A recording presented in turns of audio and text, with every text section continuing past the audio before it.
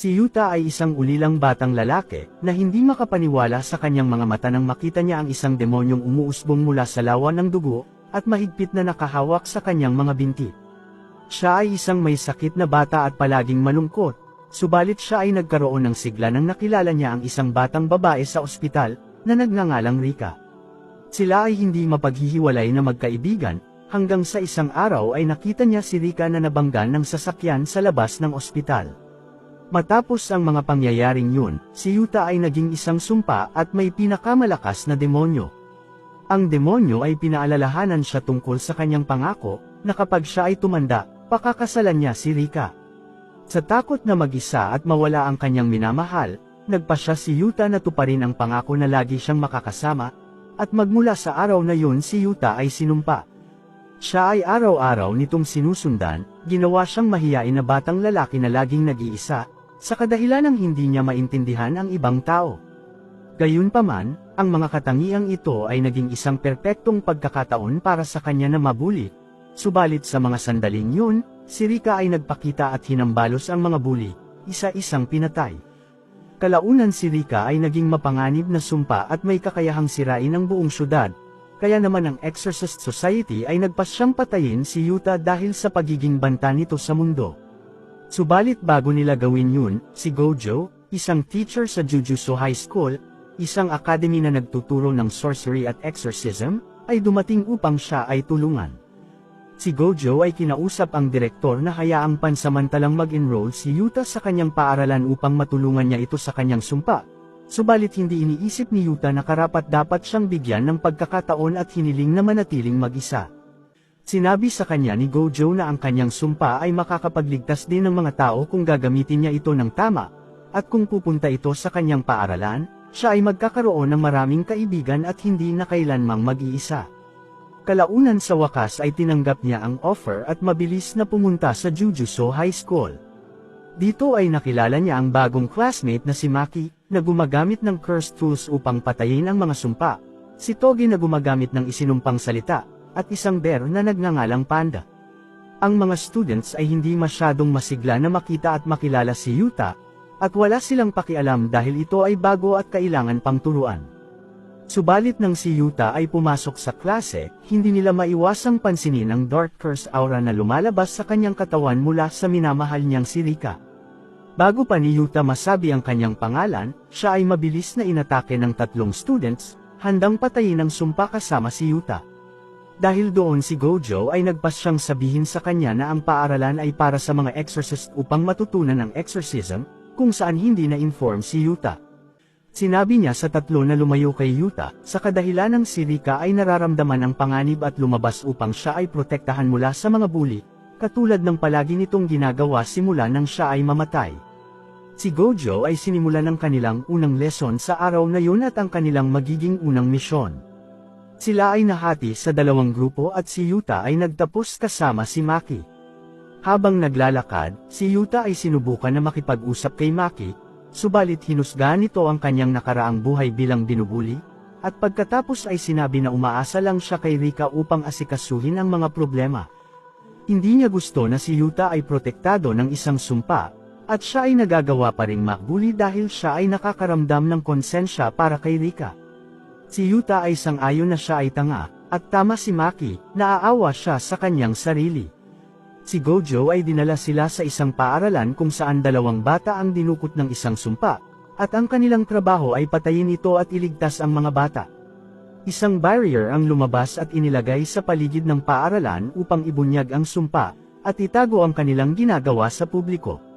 Si Yuta ay natatakot hanggang sa ang 3 sumpa ay biglang nagpakita, at si Yuta ay walang kaalam-alam kung ano ang gagawin.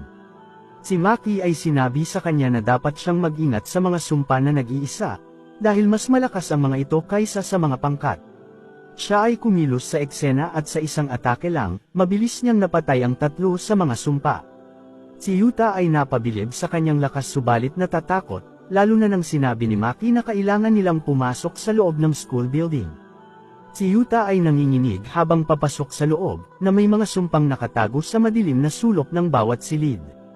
Si Maki ay nakita din ang mga mababang uri ng sumpa na natatakot na magpakita sa harapan nila, iniisip na maaring natatakot ito sa presensya ni Rika.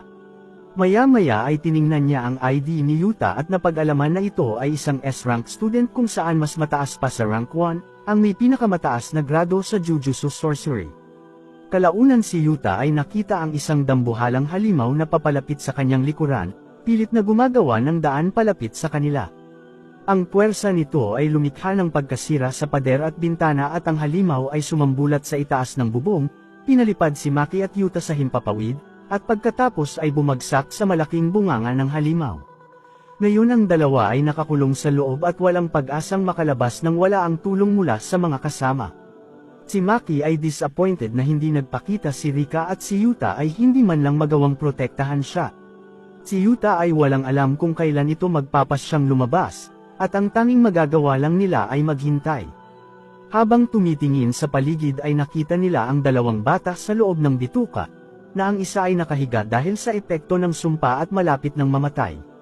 Si Maki ay bigla na lang naapektuhan ng sumpa at nag-collapse sa sahig, lumabas ang mga curse eyes sa kanyang katawan. Ang bata ay nagsimulang umiyak at napagtanto ni Yuta na wala man lang siyang magawa upang makatulong, kahit sa oras na malapit na silang mamatay. Si Maki ay sandaling nagising at hinawakan si Yuta, tinatanong kung ano ang kanyang rason sa pagpunta sa Jujutsu High School. Si Yuta ay sinabi sa kanya na ayaw niyang mapag-isa sa makatuwid, ayaw niya ding makita ang ibang tao na masaktan, gusto niya lang mabuhay ng malaya. Si Maki ay galit na sumagot na kailangan niyang matutunan ng exorcism at magtiwala sa sarili, dahil kapag ginawa niya yun, magkakaroon siya ng mga kaibigan at ang kanyang pangarap ay magkakatotoo. Matapos yun si Maki ay muling nag-collapse sa sahig, matapos sabihin ng motivational words sa araw na iyon. Si Yuta na may bagong motivation, ay kinuha ang singsing na ibinigay sa kanya ni Rika noong sila ay mga bata pa at isinuot sa kanyang daliri, sinabi kay Rika na bigyan siya ng lakas. Si Rika ay tinanggap ito at sumambulat mula sa halimaw na kumain sa kanila at inatake ito. Si Yuta ay kinuha ang walang malay na si Maki at ang mga bata, dahan-dahang naglakad papunta sa gate habang si Rika ay nakikipagpatayan sa halimaw. Habang naglalakad, naramdaman niya ang batang si Rika na sinasabi sa kanya na huwag sumuko, ibinigay sa kanya ang lakas na magpatuloy sa paglalakad papunta sa gate. Kinaumagahan si Gojo ay pinuri sila sa kanilang tagumpay, at dinala sila sa ospital. Si Yuta ay huminahon ng si Maki at ang mga bata ay nasa ligtas ng kalagayan, subalit siya ay nag-aalala pa rin kahit na nagawa niyang tawagin si Rika ng mag-isa. Ang ospital ay nagpaalala sa kanya ng mga sandaling nakilala niya si Rika, iniisip na siya mismo ang sinumpa dahilan upang si Rika ay maging halimaw. Si Gojo ay sumang-ayon, ipinaliwanag na ang pagmamahal ay isang makapangyarihang uri ng sumpa at si Yuta ay determinado na sirain ang sumpa ni Rika at palayain ito. Kalaunan si Gojo ay nagpasya na dalhin siya sa isang silid na puno ng cursed tools. Sinabi nito sa kanya na upang tanggalin ang sumpa ni Rika, kailangan niyang malaman ang mga uri ng cursed energy at pag-aralan ang mga ito, dahil siya lang ang makakapagtanggal sa sumpa. Pinigyan siya nito ng isang espada at sinabi sa kanya na i-transfer ang cursed energy ni Rika papunta sa espada, nang sa ganun ay makontrol niya ang kapangyarihan nito ng mabuti. Subalit sa una, kailangan niya munang matutunan kung paano humawak ng espada, at pagkatapos ay maaari na niyang isunod ang pagkontrol ng kapangyarihan ni Rika papunta sa kanyang espada. Si Yuta ay nagsimula sa kanyang training kasama si Maki, at nagawa niyang makipagsabayan kay Maki ng ilang saglit subalit nawala ang kanyang atensyon, dahilan upang tamaan siya ng atake ni Maki sa mukha. Sinubukan niyang ilagay sa maayos na posisyon ang kanyang sarili at muling sinubukan na umatake, subalit si Maki na isang expert, ay hindi man lang siya binigyan ng pagkakataon at nanalo. Si Yuta ay naalala na kailangan niyang maging malakas para kay Rika at humiling ng isa pang match. At sa paglipas ng mga araw ay dahan-dahan niyang sinimulang i-improve ang kanyang galawan at katauhan, naging mas determinado at sabik na matuto sa laban. Sa sumunod na araw, si Gojo ay sinabi sa kanya na sumama kay Toge sa isang misyon at mag-obserba, nang sa ganun ay maintindihan niya ng gusto ang lahat ng cursed energy. Si Yuta ay natatakot kay Toge sa kadahilanang si Toge ay nagsasalita lang tungkol sa pagkain. Bago umalis, si Gojo ay sinabi kay Yuta na huwag niyang hayaang lumabas si Rika, sa kadahilanang maaring hindi na ito makabalik sa loob ni Yuta, katulad ng palagi nitong ginagawa. Kalaunan si Yuta at Toge ay dumating sa shopping district at pumasok sa loob ng barrier. Sinimulan nilang maglakad sa paligid